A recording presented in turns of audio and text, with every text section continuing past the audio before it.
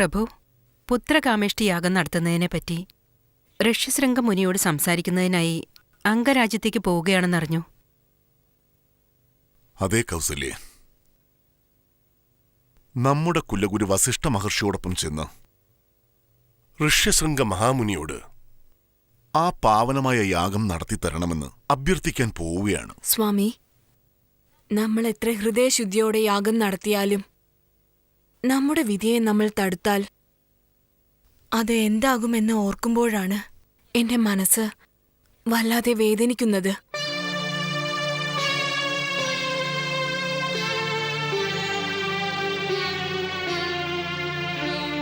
കൈകേയി, നല്ല കാലം വരുന്ന സമയത്ത് മനുഷ്യരുടെ എല്ലാ തിന്മകളും അഗ്നിയിൽ വീണ് ഇല്ലാതാകും.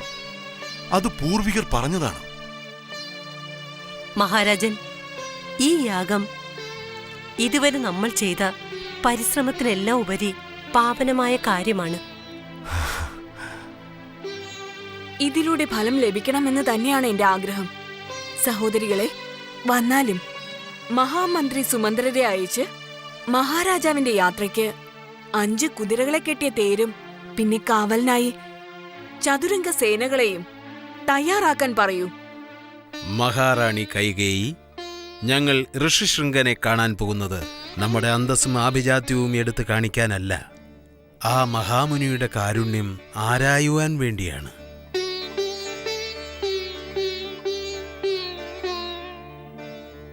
അതേ കൈകേയി, നമ്മുടെ കുലഗുരു വസിഷ്ഠ മഹർഷി പറഞ്ഞതുപോലെ ആ ഋഷിശൃംഗ മുനിയെ കാണാൻ പോകുന്നത് ഈ ചക്രവർത്തിയായ ദശരഥനല്ല, അദ്ദേഹത്തിന്റെ കരുണ തേടുന്ന യാചകനാണ്. അതുകൊണ്ട് കാലാൽപ്പടയോ 5 കുതിരകളെ കെട്ടിയ തേരോ ഒന്നും ആവശ്യമില്ല.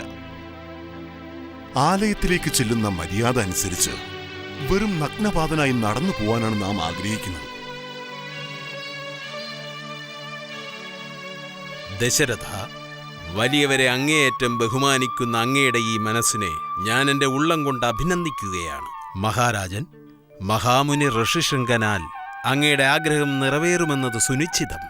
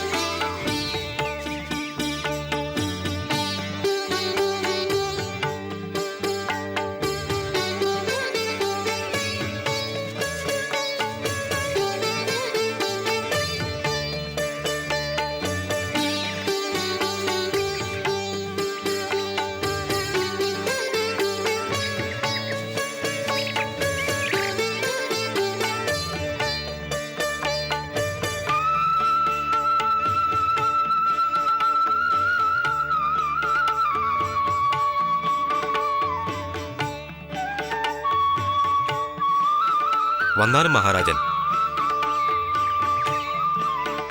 വന്നാലും.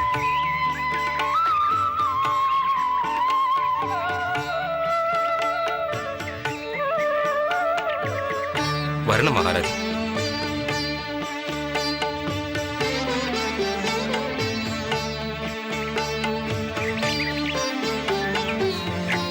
വരൂ.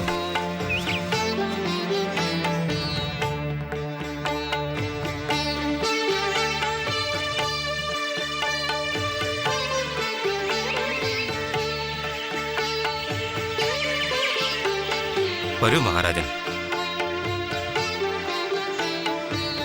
വന്നാലും.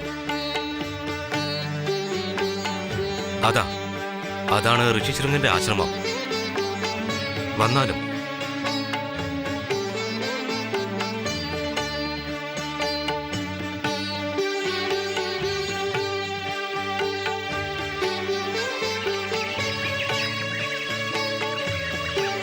വരണം മഹാരാജൻ.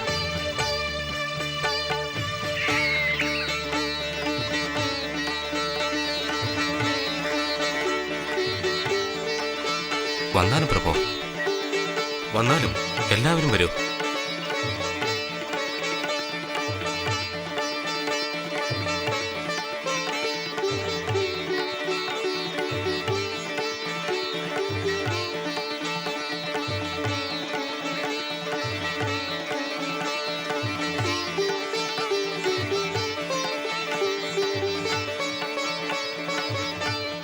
അംഗരാജ്യത്തെ ദശരഥ മഹാരാജൻ, മഹാമുനി വസിഷ്ഠ മഹർഷി. ഇദ്ദേഹമാണ് നമ്മുടെ രാജ്യത്തെ രക്ഷിക്കാനെത്തിയ കലൈക്കോട്ട് മുനി എന്ന ഋഷിശൃംഗ മഹർഷി. നമ്മുടെ രാജ്യത്തെ എന്നേക്കുമായി രക്ഷിച്ച ഇദ്ദേഹത്തിന് പാരിതോഷികമായി നമ്മുടെ മകളെ വിവാഹം ചെയ്തു കൊടുത്തിരിക്കുകയാണ്. എല്ലാവർക്കും സ്വാഗതം. ത്രിലോകങ്ങളും കേൾവികേട്ട വസിഷ്ഠ മഹർഷി, അങ്ങയുടെ തൃപ്പാദങ്ങളെ ഞാൻ തൊഴുകൈകളോടെ പ്രണമിക്കുകയാണ്. കശ്യപ മഹർഷിയുടെ കുലങ്കാത്തരുളുന്ന കലൈക്കോട്ടു മുനി ആയുരാരോഗ്യത്തോടെ ദീർഘനാൾ വാഴട്ടെ എന്ന് ആശംസിക്കുന്നു. ജ്ഞാനക്കടലായി തീർന്ന ഋഷ്യശൃംഗ മഹർഷിക്ക് ഈ പാവപ്പെട്ട ദശരഥന്റെ വിനീതമായ നമസ്കാരം. ആയുഷ്മാൻ ഭവ. ദശരഥരാജൻ, അങ്ങാണോ പാവപ്പെട്ടവൻ? അങ്ങ് കുബേരനെ പോലെ അഷ്ടൈശ്വര്യവും നിറഞ്ഞ ആളല്ലേ? അതോടൊപ്പം സ്വന്തം പ്രജകളെ ഒരു കുറവും അറിയിക്കാതെ നോക്കുന്നുമുണ്ട്. ജ്ഞാനത്തിന്റെ പ്രതിരൂപങ്ങളായ വസിഷ്ഠർ, വാമദേവർ, ജാബാലിമുനി തുടങ്ങിയ എല്ലാവരെയും അരികിൽ തന്നെ നിർത്തിയിരിക്കുകയാണ് അദ്ദേഹം. അവർ കാണിക്കുന്ന വഴികളിലൂടെ നീതി പുരസ്സരം ഭരണം നടത്തി വരികയാണ്. ക്ഷേത്രങ്ങളെ കൃത്യമായി പരിപാലിച്ച് ദൈവങ്ങളുടെ അനുഗ്രഹം നേടിയവനാണ് അദ്ദേഹം. അങ്ങനെയുള്ള സമ്പൽ സമൃദ്ധിയുടെ ഇടയിൽ നിൽക്കുന്ന താങ്കളെ തന്നെ പാവപ്പെട്ടവനെന്ന് പറയാമോ? സ്വാമി, എത്ര സമ്പത്തുണ്ടെങ്കിലും ഒരാൾക്ക് പുത്ര സൗഭാഗ്യമില്ലെങ്കിൽ അവനൊരു പാവപ്പെട്ടവനല്ലേ? അവന് സ്വർഗലോകത്തും ഇടമില്ലല്ലോ.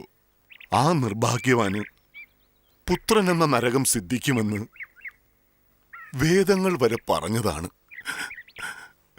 ദശരഥ, കാലാവസ്ഥ തെറ്റാതെ കായ്ക്കുന്ന പഴമരങ്ങൾക്കിടയിൽ നിന്ന് 12 വർഷത്തിലൊരിക്കൽ മാത്രം കായ്ക്കുന്ന കരുനെല്ലി മരത്തിന് വന്ധ്യതയുണ്ടെന്ന് പറയാനാകില്ല. അതുപോലെ ഇത്രയും കാലമായിട്ടും പുത്രസൗഭാഗ്യമില്ലാത്ത താങ്കൾക്ക് ഇഹത്തിലും പരത്തിലും ആരാധിക്കപ്പെടുന്നൊരു വ്യക്തി പുത്രനായി ജനിക്കണമെന്നത് വിധിയാണ്. മഹാന്മാരെയും ദൈവങ്ങളെയും നാം വരവേൽക്കുന്നതിനോടൊപ്പം പൂർണ്ണകുംഭ ബഹുമാനം നൽകുന്നതുപോലെ ആ ദിവ്യശിശു പിറക്കുന്നതിന് മുൻപ് താങ്കൾ പുത്രകാമേഷ്ടിയാഗം നടത്തേണ്ടി വരുമെന്ന് മുൻകാലത്തെക്കുറിച്ച് അറിവുള്ള മുതിർന്നവർ തന്നെ പറഞ്ഞു കാണുമല്ലോ. അതേ സ്വാമി, ആ പരിപാവനമായ കർമ്മം അങ്ങയുടെ കൈകൾ കൊണ്ട് നിർവഹിക്കണമെന്നും അതിനങ്ങയെ കൂട്ടാനുമാണ് മഹാരാജാവ് വന്നിരിക്കുന്നത്. ക്ഷണിച്ചിരിക്കുന്നത് വിശുദ്ധമായ ഒരു കാര്യത്തിനാണ്. അതും മഹാന്മാരായ മൂവരും ഇവിടെ എത്തിയിട്ടുണ്ട്. മറക്കില്ലല്ലോ. നിശ്ചയമായിട്ടും വരാം. ആ യാഗത്തിന് ഞാൻ തന്നെ കാർമ്മികത്വം വഹിക്കാം.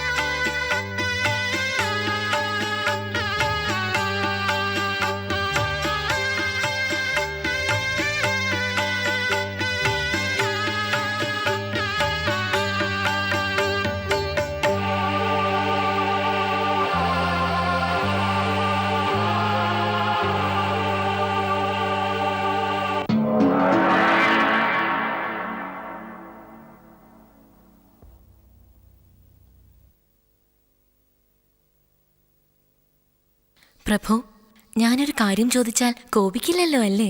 സതി, നമ്മുടെ ഉടലിൽ ഞാനും ദേവിയും പാതിയാണ്. ദേവി ചോദിച്ചാൽ ഞാൻ കോപിക്കുമോ? ദേവി അറിയാൻ ആഗ്രഹിക്കുന്നത് എന്താണ്? ചോദിച്ചാലും. സ്വാമി, ഭക്തവത്സലൻ എന്ന തിരുനാമം ഈ 3 ലോകവും അങ്ങേക്ക് തന്നിരിക്കുന്നു എന്നത് ശരി തന്നെ. പക്ഷേ ആരാണെന്നോ എന്താണെന്നോ ചിന്തിക്കാതെ അങ്ങേ സ്തുതിക്കുന്നവർക്കെല്ലാം അങ്ങ് വരം പ്രദാനം ചെയ്യുന്നുണ്ടല്ലോ. ഇത് ശരിയാണോ? ദേവി, അവിടെ നിന്ന് എന്താണ് പറയുന്നത്? അർഹതയില്ലാത്ത ആർക്കാണ് നാം വരം കൊടുത്തത്? ആർക്കെന്നോ? സ്വാമി, മുമ്പൊരിക്കൽ ഭസ്മാസുരൻ എന്നൊരസുരൻ അങ്ങയെ സ്തുതിച്ച് തപസ് ചെയ്തപ്പോൾ അവനോട് കരുണ കാണിച്ച് അവൻ ആഗ്രഹിച്ചതുപോലെ അവൻ ആരുടെ തലയിൽ കൈവച്ചാലും അവരെല്ലാം ഭസ്മമായി പോകുമെന്ന് അവിടുന്ന് തന്നെയല്ലേ വരം കൊടുത്തത്? അവൻ ആ വരം പരീക്ഷിക്കാൻ വേണ്ടി അങ്ങയുടെ തലയിൽ തന്നെ കൈവയ്ക്കാൻ നോക്കി. എന്റെ സഹോദരൻ നാരായണൻ മോഹിനിയുടെ രൂപത്തിൽ വന്ന് അങ്ങയെ രക്ഷിക്കേണ്ട നിലവരെ എത്തി.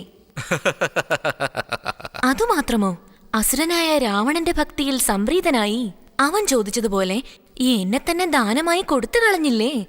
ഞാൻ കാളീരൂപമെടുത്ത് അവന്റെ അടുത്തുനിന്ന് രക്ഷപ്പെടേണ്ടി വന്നില്ലേ? ഞാൻ മുൻപ് പറഞ്ഞതുപോലെ ആർക്കാണോ എന്താണോ കൊടുക്കേണ്ടതെന്നറിയാതെ ആ അസുരൻ അങ്ങ് ആത്മലിംഗം കൊടുത്തുവിട്ടില്ലേ? നാരദനും നമ്മുടെ പുത്രൻ ഗണപതിയും ചെന്ന് ആ ലിംഗത്തെ രക്ഷിച്ച് തിരുഗോകർണത്ത് പ്രതിഷ്ഠിക്കുകയും ചെയ്തു. അതുമാത്രമോ, ആ അസുരന് ദേവന്മാരാലോ അസുരന്മാരാലോ വേറേതൊരു പ്രാണി മൂലവും മരണം സംഭവിക്കില്ലെന്ന് വരവും പ്രദാനം ചെയ്തില്ലേ? ഇപ്പതാ കണ്ടില്ലേ, അവന്റെ ശല്യം സഹിക്കവയ്യാതെ 7 ലോകവും കഷ്ടപ്പെട്ടുകൊണ്ടിരിക്കുകയാണ്. ദേവി, പ്രപഞ്ചത്തിൽ എന്തൊക്കെയാണ് സംഭവിക്കേണ്ടത് എന്ന് വിധിയുണ്ടോ അതൊക്കെ സംഭവിക്കുക തന്നെ ചെയ്യും. മനുഷ്യന്മാരായാലും ദേവന്മാരായാലും ധനം, ബുദ്ധി, ശക്തി എന്നിവകളാൽ അഹങ്കരിക്കും. പക്ഷേ ആ അഹങ്കാരത്തിന് അവർ തന്നെ ഒരു നാൾ പാത്രമായി തീരേണ്ടി വരും. രാവണനെ പോലെ തപസ്സിൽ ഉത്തമന്മാരായവർ തന്നെ വരം ദുരുപയോഗം ചെയ്യുന്നതിലൂടെ ബലിയാടാകുന്നതിനാൽ മറ്റുള്ളവർ അതൊരു പാഠമായി എടുത്തുകൊള്ളും. ആയതിനാൽ ആരും അഹങ്കാരത്തിനും അഹന്തയ്ക്കും അടിമപ്പെടാതിരിക്കാൻ വേണ്ടി ദൈവങ്ങൾ അതാത് സമയങ്ങളിൽ അവതാരങ്ങൾ എടുക്കുന്നുണ്ട്. ഇപ്പോൾ ദേവി രാവണനെക്കുറിച്ച് എന്നോട് പറഞ്ഞില്ലേ? ആ രാവണനെ നശിപ്പിക്കുന്നതിനായി ദേവിയുടെ സഹോദരൻ നാരായണൻ ഭൂമിയിൽ സാധാരണ മനുഷ്യനായി അവതാരമെടുക്കാൻ തീരുമാനിച്ചിരിക്കുകയാണ്. ആ അവതാരത്തിന് തുണയായിട്ട് ദേവന്മാർ വാനരന്മാരായിട്ട് അവതാരമെടുക്കാൻ പോവുകയാണ്. അതെയോ? ഞാനും എന്റെ അവതാരമായ രുദ്രാംശത്തിലൂടെ ആഞ്ജനേയനായി അവതരിക്കാൻ പോവുകയാണ്. ദേവി, അവിടുന്ന് ചോദിച്ച ചോദ്യങ്ങൾക്കെല്ലാം ഉത്തരം കിട്ടിയല്ലോ അല്ലേ?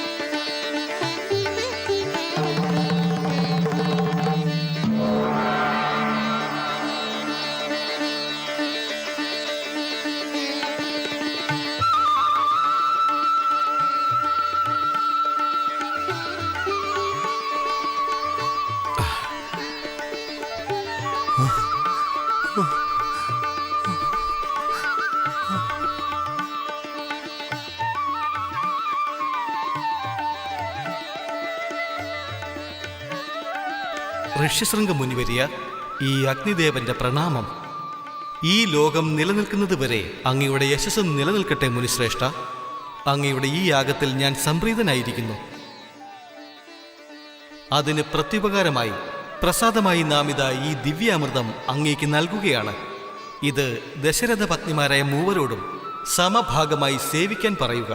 മൂവർക്കും ഈ ലോകം വാഴ്ത്തും വിധം പുത്രന്മാർ ജനിക്കുന്നതാണ്.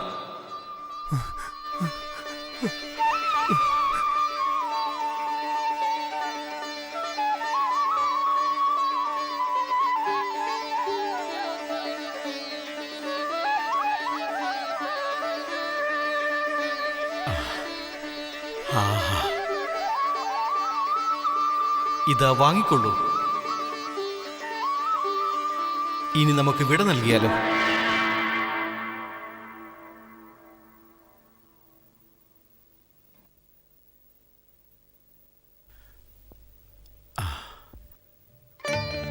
ദശരഥരാജൻ, നമ്മൾ ചെയ്ത യാഗം പരിപൂർണതയിലെത്തിയിരിക്കുന്നു. ഇനി നിങ്ങളുടെ കുലം കാക്കപ്പെടുന്നതാണ്.